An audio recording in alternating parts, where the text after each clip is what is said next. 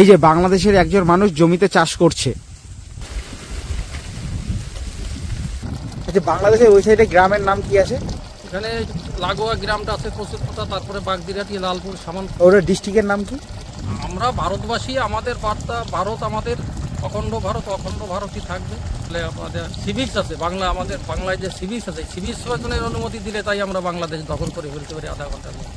বাংলাদেশের সঙ্গে যদি ভারতের যুদ্ধ করতে যেতে হয়, তাহলে একটা ভিখারি যদি কাউকে বা একটা পাগল যদি কাউকে চড় মারে, আধার কার্ড জমা রেখে পাশে আমরা যাই। আমাদের একজন আর কি এখানেরই যে লেবার যে ওই পাশে জমিতে যায়, তাকে আর কি বলেছে যে ভারতকে যদি হাসিনাকে ফেরত না দেয়, ভারতকে আর কি খণ্ড খণ্ড করে দেবে। এই পাশে হচ্ছে প্রচুর মানুষ কাজ করছে, এই পাশেও এক দিদিভাই এখানে কাজ করছে। হ্যালো বন্ধুরা, আর একটা নতুন ভিডিওতে আপনাদের সকলকে স্বাগত। এখন ভারত বাংলাদেশ সীমান্ত লাগোয়া একটা হচ্ছে গ্রামে দাঁড়িয়ে রয়েছি। আমার পেছনেই জানি না কতটা বোঝা যাচ্ছে কাঁটাতার রয়েছে, আমি সেটা পরবর্তীতে ভালো করে জুম করে দেখাচ্ছি। এইখানে এমন প্রচুর চাষি দাদা বা ভাইরা রয়েছে যারা প্রত্যেক দিন আধার কার্ড জমা রেখে বাংলাদেশ সাইডে তাদের যে জমি রয়েছে সেই জমিতে চাষ করতে যায়। তাদের সাথে সরাসরি কথা বলবো বর্তমান পরিস্থিতি নিয়ে। বাংলাদেশে তারা যে যায়, ওখানে যে চাষি ভাইদের সাথে কথা বলে, তাদের কি মনোভাব, ও পাশে বাংলাদেশের কোন জেলা রয়েছে, কোন গ্রাম রয়েছে, এই পাশে ভারতের এই মুহূর্তে আমি কোন গ্রামে দাঁড়িয়ে রয়েছি, তার সম্পূর্ণটাই এই ভিডিওর মাধ্যমে আমি আপনাদের সামনে তুলে ধরার চেষ্টা করব।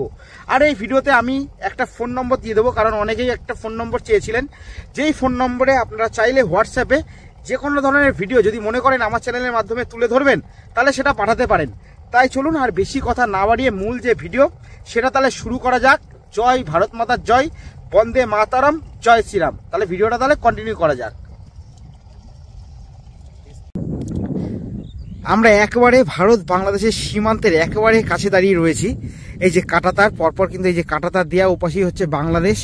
এই যে ভালো করে জুম করে দেখাচ্ছি, এই এই পাশে যে সাদা বাড়িটা দেখা যাচ্ছে, এটাও কিন্তু বাংলাদেশের সাইডে। এই বাড়িটা হচ্ছে বাংলাদেশেরই কারুর বাড়ি। যাই হোক, এই হচ্ছে কাঁটাতার। আরও আমরা কাছে যাওয়ার চেষ্টা করব, যতটা পারবো একেবারে কাছে গিয়ে একেবারে দেখানোর চেষ্টা করব। এই সাইডে এই যে ওপাশে যত গাছপালা দেখা যাচ্ছে, এই সব গাছপালা কিন্তু এগুলো সব হচ্ছে বাংলাদেশের সাইডে। এই যে একেবারে কিন্তু কাঁটাতারের চারপাশে দেখো পরপর কিন্তু এই যে গরুগুলো রয়েছে, এই যে কাঁটাতার একেবারে পাশে। এই যে কিছু লোকও এখানে দেখা যাচ্ছে একেবারে বর্ডারের পাশেই, কিন্তু এই যে বর্ডারের পাশে রাস্তা, তার পাশেই কিন্তু হচ্ছে শুয়ে আছে। এরা কিন্তু একেবারে গ্রামের লোক, ও পাশে জমি আছে। প্রত্যেক দিন কিন্তু এনাদের ও পাশে যেতেই হয় নিজেদের জমি দেখভালের জন্য। আর এই পেছনে রয়েছে হচ্ছে বিএসএফ ক্যাম্প। এই পেছনে যে বাড়িগুলো দেখা যাচ্ছে ওটা হচ্ছে বিএসএফ ক্যাম্প।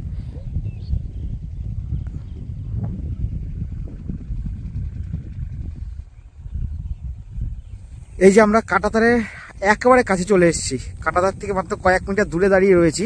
এই পাশে এবার আরও ভালো করে দেখাবো।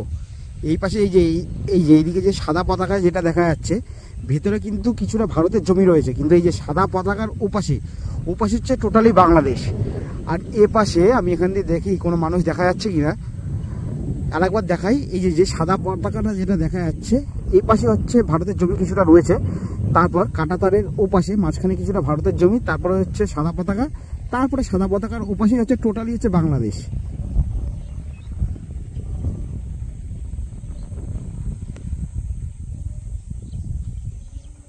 দেখো পরপর কিন্তু এই যে রাস্তা, বর্ডারের রাস্তা পরপর চলে গেছে কাঁটাতার দিয়ে একেবারে। এই যে এই পাশে কিন্তু কাঁটাতারের ওপাশে একজন মানুষকে দেখা যাচ্ছে। দেখো এবার উনি হচ্ছে মানে ভারতেরই কিনা বাংলাদেশের সাইডে চাষ করতে গেছে সেটা আমি বলতে পারবো না, আবার বাংলাদেশের মানুষও হতে পারে। এই যে দেখো একজন মানুষ হচ্ছে, এটা পুরো একেবারে বাংলাদেশে একজন মানুষ হচ্ছে দেখো এই যে ছাগল চড়াচ্ছে। এই যে এক কাকাকে পেয়ে গেছি, এই পাশে যেমন চাষ করছে, কাকার কিন্তু জমি ও পাশে রয়েছে। একেবারে এই পাশে দেখতে পাচ্ছি একেবারে জমির মাঝখানে কাকা এখানে চাষ করছিল, ও পাশেও জমি আছে, অর্থাৎ কাঁটাতারের ওপাশে কাকা হচ্ছে নিত্যদিন যায়। সেই ব্যাপারে একটু কথা বলে নেবো। বলছি কাকা, আপনার নাম? মিহির কুমার বিশ্বাস। বলছি আপনার কি ওপাশে জমি রয়েছে? হ্যাঁ, মোটামুটি এটা আপনার জমিটা কি মানে বাংলাদেশের সাইডেই পড়ে নাকি ইন্ডিয়ার সাইডে পড়ে? তার কাটার ওপরে 300 গজ এরিয়া নিয়ে ইন্ডিয়ান জমি আছে। ইন্ডিয়ান জমি যে আছে আমার বাংলাদেশ সীমান্তেই আমার এক দাগি 14 বিঘা জমি আছে। 14 বিঘা মানে তো অনেকটা। 14 বিঘা জমি আছে। আমরা সকালে 6টার সময় গেট খুলে 9টা পর্যন্ত খোলা থাকে, আবার 9টার থেকে 11টা পর্যন্ত বন্ধ থাকে, 11টা থেকে 1টা পর্যন্ত খোলা থাকে, 3টে থেকে 5টা পর্যন্ত খোলা থাকে। এই টাইমে আমাদের ও পাশে যেতে হয়, আধার কার্ড জমা রেখে ও পাশে আমরা যাই। আমাদের চাষবাসে কোনো অসুবিধে নেই। বর্তমানে একটু সমস্যা আছে, যার জন্য বিএসএফ আমাদের তারকারের এই পাশেও থাকে, ও পাশে থাকে। বিএসএফ আমাদের যথাযথভাবে সাহায্য করে। যদি কোনো সমস্যা হয় সেক্ষেত্রে বিএসএফ আমাদের বলে আপনারা সঙ্গে সঙ্গে আমাদের জানাবেন, আপনাদের পূর্ণ সহযোগিতা আমরা করব। বলছি আমাদের এই পাশে যেমন কাঁটাতার রয়েছে, ওদের এদিকে তো কোনো কাঁটাতার নেই, মানে বাংলাদেশের দিক দিয়ে তো কোনো বাংলাদেশের সীমান্তে কোনো কাঁটাতার নেই, তবে ওদেরও এরকম 100 গজ কি 200 গজ এরিয়ার পরে একটা রাস্তা আছে, সেটা মাটির রাস্তা। সেই রাস্তায় ওদেরও পাশে যে বিজিবি বলে বর্ডার সিকিউরিটির গার্ডস, তারাও এই রাস্তায় চলাফেরা করে। আর আমাদের জমি আর ওদের জমি একই হয়, পাশাপাশি হয়, আলির মাঝে ডিফারেন্স মাত্র 1 বিঘা থাকে। আর মোটামুটি বিকেলে ফেরার টাইমটা কটায়? তার টাইমটা আমাদের লাস্ট 5টার মধ্যে আমাদের ফিরে আসে। 5টা। এবার যখন আসেন তখন কি একটা সাইন করে আধার কার্ডটা নিয়ে নিতে হয়? আমাদের এখানে রেজিস্টার খাতা আছে, রেজিস্টার খাতায় যাওয়ার সময় যেমন সই করে যেতে হয়, আসার সময় তদ্রুপ ওই রেজিস্টার খাতায় সই করে আধার কার্ডটা নিয়ে বাড়ি যেতে হয়।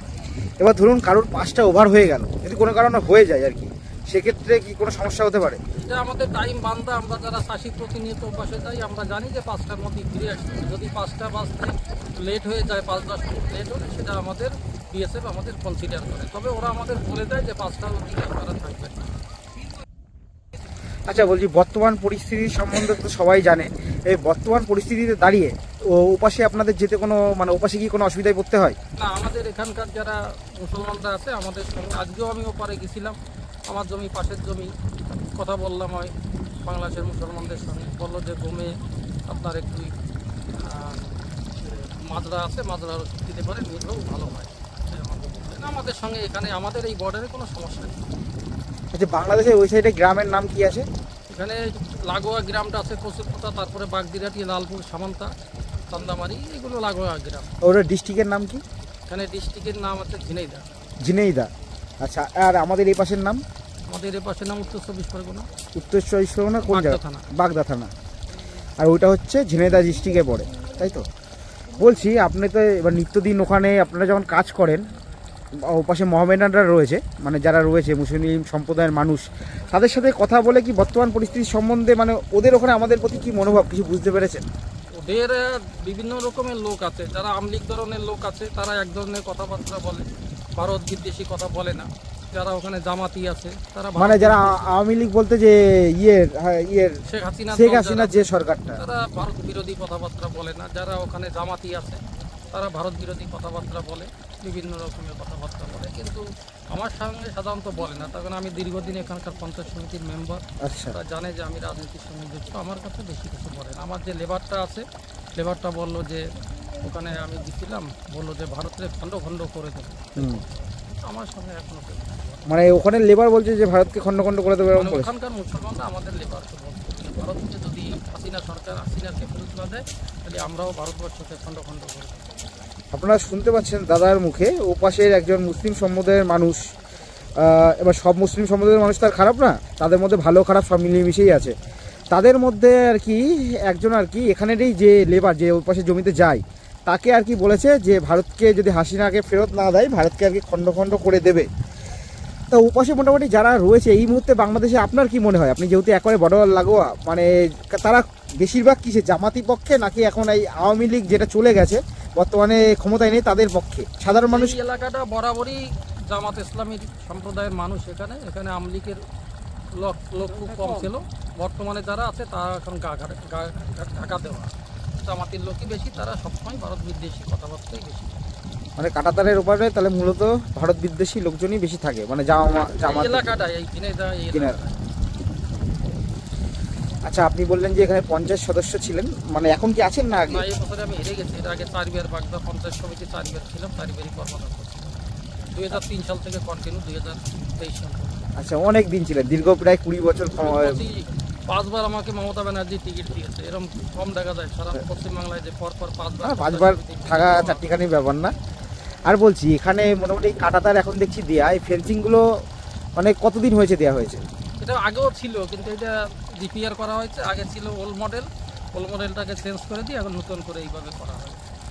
না, আমরা যেটা খবরে দেখছি অনেক জায়গায় যেখানে রয়েছে এখনো কোনো ফেন্সিং নেই, যেটা আমরা খবরে দেখতে পাই। বাংলাদেশের সীমান্ত 2700 কিলোমিটার রাস্তা, তার মধ্যে এখনো 700 কিলোমিটার রাস্তা। 2700 না, মনে হয় 4000 না না, 2700। বাংলাদেশটা 2700 কিলোমিটার রাস্তা, তার মধ্যে এখনো 700 কিলোমিটার রাস্তায় তার কাটা হয়নি। আমাদের উত্তর চব্বিশ জেলায় 123 কিলোমিটার রাস্তা এখন তার কাটা। এই জায়গায় কি আশেপাশে সব জায়গায় কি ফেন্সিং দেয়া? হ্যাঁ, এই এলাকায় সব দিকে আছে। দত্তফুলিয়া সাইডে নদিয়া পড়ে, ওটা নদিয়ার ওখানে কিছুটা এরিয়ায় নেই। আর আমাদের এইদিকে আমাদের এই বর্ডারের পূর্ব পাশে রনঘাট বলে, রনঘাটের ওখানেও কিছুটা এরিয়ায় ফেন্সিডিল এখনো হয়। এখান দিয়ে কি মানে কিছুদিন আগে খবরে দেখছিলাম কোনো বিস্কুট কি ধরা পড়েছিল, সোনার বিস্কুট এই না, সাইডে? আমাদের এই বর্ডার শান্ত। আমাদের বর্ডারের বিগত 15-20 বছরের মধ্যে কোনো ব্ল্যাকের কোনো কিছু নেই। আছে ওই রনঘাটের ওই সাইড যে বাংলাদেশের লোকজন। রনঘাটটা কোন দিকে? রনঘাটটা এখান থেকে 5-7 কিলোমিটার দূর দিকে, মানে আমাদের এই সাইডেই তো রনঘাটটা? আমাদের বাগদা বলতেই পড়ে। ওদিকে কি কাঁটাতার এখনো নেই রনঘাটে? ওখানে নদী আছে তো, নদী নিয়ে একটা সমস্যা। ইছামতি নদী? ইছামতি না, ওটা কোদালিয়া নদী আচ্ছা। আছে। এই কয়েকদিন আগে যেমন বাংলাদেশ বর্ডার গার্ডে ওরা বলছিল যে কোদালিয়া নদীকে এতদিন ভারতের দখলে ছিল, খবরও দেখছেন আপনারা। সেটা আমরা এখন দখল করে নিচ্ছি, ওটা মিথ্যা কথা। কারণ কোদালিয়া নদী, ওখানে ভারত বাংলাদেশের উভয়ের মানুষই মাছ ধরতো, ওরা আগেও ধরতো, এখনো মাছ ধরছে। আমাদের ইন্ডিয়ান লোকগুলো দিকে এখন আর যায় না। আর এই পাশ দিয়ে অন্তত এইটুকু এরিয়ার মধ্যে, মানে আপনার শুধু এইটুকু গ্রাম না, আশেপাশে তো আরো কাঁটাতার রয়েছে। পাশাপাশি বলতে দত্তফুলিয়া এইটুকু এরিয়া মানে কত কিলোমিটার টোটাল? সিন্দানি থেকে রনঘাট পর্যন্ত এখানে 17 কিলোমিটার জায়গা আছে। 17 কিলোমিটার পুরোটাই ফেন্সিডিল হয়ে গেছে। তো টোটাল ফেন্সিং, তার মানে এখানে আপাতত চোরাপথে কেউ পাচার করতে? কোনো কিছু পাচার নেই। আপনি অন্তত একটা রাজনীতির একটা পদেও ছিলেন দীর্ঘ 20 বছর, বা 5 বারই টিকিট পেয়েছেন, সেখানে দাঁড়িয়ে আপনি বর্তমান পরিস্থিতি দাঁড়িয়ে কি বার্তা দেবেন, কি বলবেন? আমরা ভারতবাসী, আমাদের বার্তা ভারত আমাদের অখণ্ড ভারত, অখণ্ড ভারতই থাকবে। এর জন্যে সর্বশক্তি নিয়োগ করে যদি বাংলাদেশ সরকার আমাদের সঙ্গে লড়তে চায়, আমরা সাধারণ পাবলিক যারা আছি বা আমাদের এই যে তাদের বলে আমাদের সিভিক্স আছে, আমাদের বাংলায় যে সিভিক্স আছে, সিভিক্স জনের অনুমতি দিলে তাই আমরা বাংলাদেশ দখল করে ফেলতে পারি আধা ঘন্টার মধ্যে। হ্যাঁ, ওরা যে বারবার আমাদের বলছে, বিভিন্ন নিউজ চ্যানেলে দেখি যে ভারত আমরা দখল করে নেব, কলকাতা দখল করে নেব, এগুলো মনে হয় না আপনার যে সব হচ্ছে আলাদা ধরনের কথা? হ্যাঁ, এটা হাসিনা এখানে রয়েছে, ওরা মুসলিম বিদ্বেষী মানুষ, যারা এইসব কথাবার্তা বলেছে এটা অবাস্তব কথা। বাংলাদেশের সঙ্গে যদি ভারতের যুদ্ধ করতে যেতে হয়, তাহলে একটা ভিখারি যদি কাউকে বা একটা পাগল যদি কাউকে চড় মারে, সেই ক্ষেত্রে যদি বাংলাদেশের সঙ্গে কোনো যুদ্ধ করতে যাওয়া হয়, তাহলে সে পাগলকে চড় মারা, মানে পাগলে চড় মারতে পারে, কিন্তু পাগলকে যদি চড় মারা হয় তাহলে কিন্তু সম্পূর্ণ দোষটা যে পাগলের চড় মারছে তারই হয়। তাহলে এখানে বাংলাদেশের সঙ্গে যুদ্ধ করতে যাওয়া মানে কি, একটা পাগলকে চড় মারলে যে অপরাধ, সেই অপরাধটাই আমি মনে করি। আর একটা আপনি দেখেছেন কি জানি না, যখন সরকারটা চেঞ্জ হলো 1900 মানে ওনাদের শেখ মুজিবুর রহমানের মূর্তির উপর দাঁড়িয়ে মুতে দিয়েছে, মানে এটা আমরা নিউজে দেখেছি লাখ লাখ মানুষের সামনে। আপনার কি মানে একটা মানুষ যে দেশকে স্বাধীন করতে সাহায্য করলো, সেই মানুষের 71 সালে যখন দেশ স্বাধীন হয়, শেখ মুজিবুরকে সম্পূর্ণ সহযোগিতা আমাদের ভারত করেছে, অর্থাৎ তখন কংগ্রেস ছিল ক্ষমতায়, এখানে ইন্দিরা গান্ধীর সহযোগিতায় আমরা বাংলাদেশ স্বাধীন করে দিয়েছি। এবারে শেখ মুজিবুর তার কৃতজ্ঞতা তখন স্বীকার করে নিয়েছে, কিন্তু পরবর্তীতে সেই যে দেশটাকে স্বাধীন করলো, আজকে সেই স্বাধীন করার যে ব্যক্তি, তার মূর্তির উপরে যারা এই ধরনের কাজ করতে পারে, তাদের মধ্যে মনুষ্যত্ব বলে কিছু নেই, এটাই আমি মনে করি। এবং এটা সম্পূর্ণ অমানবিক ব্যবহার। কারণ তো এটা কোনো তো সভ্য মানুষ তো করতে পারে না। সে উনি যদি নাও হতো, মানে ওরকম দেশকে স্বাধীন করতে সাহায্য নাও করতো, তাও কারোর মুখে মূর্তির উপর মুতে দেবে, তারপর তো উনি তো নয় সাহায্য করেছিল। ওনার অতীত না থাকলে তো সে সময় দেশ স্বাধীনই হতো না। আচ্ছা, এই মোটামুটি বর্ডার লাগোয়া কি সব বাড়িঘর পরপর রয়েছে নাকি শুধু জমি রয়েছে? বাড়িঘর বলতে যেমন চুয়াটিয়া গ্রামটা একদম বর্ডার লাগোয়া হয়ে গেছে, 0 পয়েন্টের সঙ্গে বিএসএফ ক্যাম্প রয়েছে। মাথাভাঙ্গা গ্রামটাও এরকম একদম বর্ডারের সাথে লাগোয়া রয়েছে। সিঙ্গামোড়া, চড়কতলা, রনঘাট, এটা সম্পূর্ণ বর্ডারের সঙ্গে, তুলিয়ার কিছুটা অংশ বর্ডারের সঙ্গে লাগোয়া রয়েছে। মৌসুমপুর রয়েছে বর্ডারের সঙ্গে লাগোয়া এই গ্রামগুলো। সিন্ধানি, এদিকে সিন্ধানি, খয়রামারি, কুস্তিকাটা, পাথুরিয়ার কিছুটা অংশ, মাগুরকোনা, এটা সম্পূর্ণই বর্ডারে এলাকায় লাগোয়া গ্রাম আছে। আর আপনাদের এখানে মানে কখনো কোনো বিএসএফের সাথে কোনো সমস্যা হয়? বিএসএফের সঙ্গে সমস্যা হয় না, আমরা যদি ভালো থাকি আমাদের সঙ্গে কপারেশন রেখেই ওরা চলে সব, কিন্তু আমরা যখন খারাপ হই যদি আমাদের মধ্যে কোনো লোক খারাপ হয় তখন তো স্বাভাবিক আইনের দিক দিয়ে তাদের কাজ তারা করতেই পারে। এখানে মোটামুটি দেখলাম এখানে একজন বিএসএফ দাঁড়িয়ে আছে, মোটামুটি কত কিলোমিটার পর পর এরকম বিএসএফ আর কি মানে ইয়ে আছে ওই ক্যাম্প, ওইগুলো কি বলে একটা ছোট হাউস গেট আছে, যেমন হ্যাঁ। চুয়াটিয়া ক্যাম্পের মুখে একটা গেট আছে, এই যে আমাদের এই 5 মাইলে এখানে একটা গেট আছে, যেখানে চাষি বেশিরভাগ আসা যাওয়া করে। সেই চাষিদের যাওয়া আসার জন্যই 500 মিটার দূরে দূরে একটা করে গেট করা আছে। 500 মিটার দূরে দূরে একটা করে গেট করা আছে।